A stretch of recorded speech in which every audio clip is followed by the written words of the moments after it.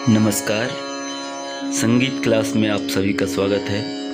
मैं हूँ वेद सोनवानी और आज हम स्वर के बारे में चर्चा करेंगे। स्वर किसे कहते हैं? जिन नादों को गाने बजाने के लिए प्रयोग किया जाता है वे स्वर कहलाते हैं। जिन नादों को हम गाने या बजाने के लिए प्रयोग करते हैं उसे स्वर कहते हैं, स्वर कहलाते हैं।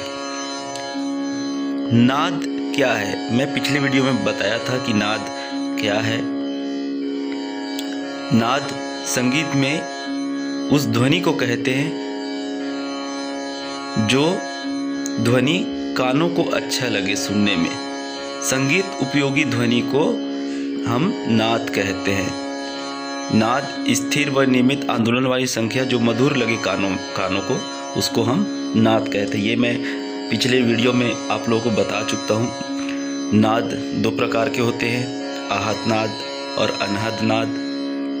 अनहद नाद केवल ज्ञानोच्चार के लिए जो अंदर हम अनुभव करते हैं वो अनहद नाद कहते हैं। यह केवल योग साधन की वस्तु है जिसे योगी लोग ही कर सकते हैं। और आहत नाद किसे कहेंगे?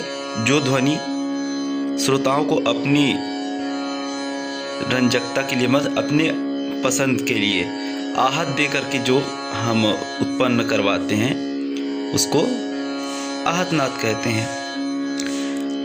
अब हम यहाँ चर्चा कर रहे हैं स्वर में नाद।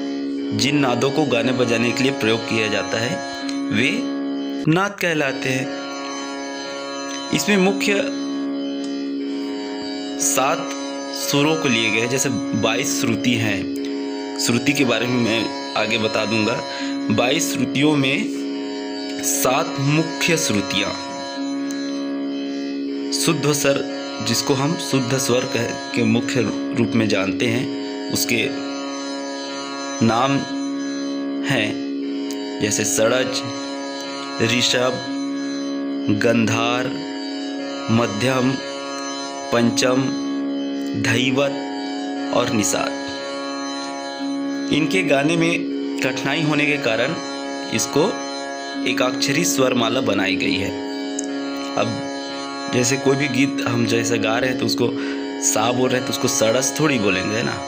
तो षडज, ऋषभ, गंधार और मध्यम, पंचम, धैवत और निषाद, इनको एकाक्षरी माला में पिरो दिया गया है। उसको हम कहते हैं सा, रे, ग, म, प, ध, नी। ये 7 स्वर मुख्य एकाक्षरी माला में पिरोया गया है। यही इनके मुख्य 22 श्रुतियों में मुख्य स्वर है। अब स्वर के भी 2 भेद होते हैं। स्वर के भी 2 भेद होते हैं। पहला अविकारी स्वर और दूसरा विकारी स्वर। अब जानते हैं पहला अविकारी स्वर किसे कहेंगे? जिन स्वरों में कोई विकार नहीं आ सकता। जिन स्वरों में कोई विकार नहीं आ सकता, मतलब जिन स्वरों में कोमल और तीव्र नहीं होते। कोमल स्वर और तीव्र स्वर नहीं होते। अब ऐसे कौन कौन से स्वर हैं जिसमें कोमल स्वर और तीव्र स्वर नहीं होते? स्वर के बारे में मैं चर्चा किया हूं इससे पहले। तो अविकारी स्वर जिनमें कोमल स्वर नहीं होते वो कौन कौन से स्वर है, जिसको हम अचल स्वर भी कहते हैं। अचल स्वर कौन कौन से हैं? पहला सा। हम कोई भी गीत संगीत में चालू करने से पहले, कोई भी गीत संगीत चालू करने से पहले या गाने से पहले हम सा, कोई भी स्केल में सा मान करके हम गाते बजाते हैं। तो सा जो है अविकारी स्वर है। सा और प, सा और प जो है अविकारी स्वर हैं। अब देखते हैं विकारी स्वर। विकारी स्वर वे स्वर जिनको अपने स्थान से थोड़ा ऊंचा नीचा गाया भी जा सकता है, विकारी स्वर कहलाते हैं। वे स्वर जिनको हम थोड़ा से ऊंचा नीचा भी गा सकते हैं, उसको विकारी स्वर कहते हैं। इन्हें चल स्वर भी कहते हैं। इनको क्या कहेंगे? चल स्वर भी कह सकते हैं। ऐसे स्वर में ऐसे मुख्य स्वर कौन कौन से हैं, आइए देखते हैं। रे, ग, म, ध और नी। ये स्वर जो है इसमें कोमल लगता है, जिसमें विकार हो। जैसे इसमें इस स्वर में हम कोमल लगा सकते हैं, जैसे म में हम तीव्र लगा सकते हैं।